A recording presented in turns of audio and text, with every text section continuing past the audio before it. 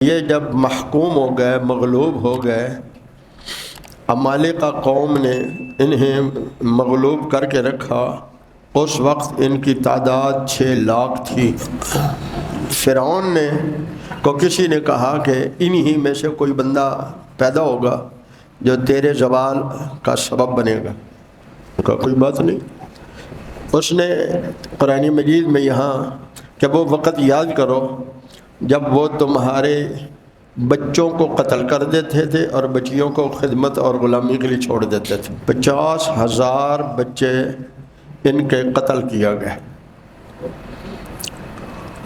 پھر بھی اللہ کے فیصلے تو پورے ہونے ہوتے ہیں۔ موسیٰ علیہ السلام پیدا ہوئے، جو واقعہ سنتے رہتے ہیں، تو اللہ تعالیٰ نے حضرت موسیٰ علیہ السلام کے ذریعے سے ان کو اس غلامی سے نجات عطا فرمائی۔ کتنی بڑی غلامی ہے کہ بچے قتل کرتے رہیں، بچیوں کو غلام بناتے رہیں، اور تھوڑی سی تعداد نہیں ہے، اس زمانے کی، آج کے زمانے کی 6 لاکھ تعداد ہے۔